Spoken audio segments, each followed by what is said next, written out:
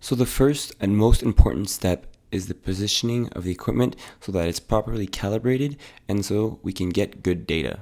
To do so, we click on Visualization, click on Equipment Positioning, and send someone to stand 10 meters from the receptor with a reflective band.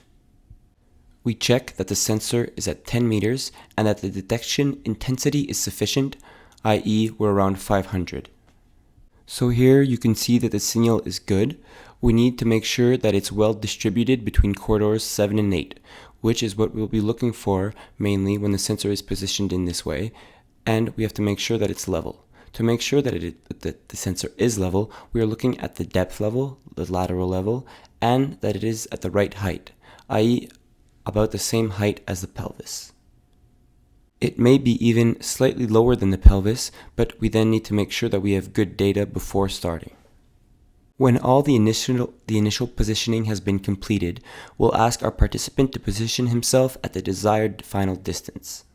In our case, we'll make a 30-meter acquisition, but the participant was 10 meters away, so we'll ask him to move back to the 40-meter line from the sensor. We'll then continue to watch the signal so that it's well distributed between channels 7 and 8. In this case, we can see that it's a little more towards channel 8, so we'll try to reposition the sensor so that the signal is well distributed between channels 7 and 8. Final intensity in at least one channel must be above 10. By doing so, we are making sure that the detection will be good, otherwise we may need to check the luminosity and to make sure that we're not positioned too far against the light, etc. Once the equipment is well positioned, we're ready to make the acquisition.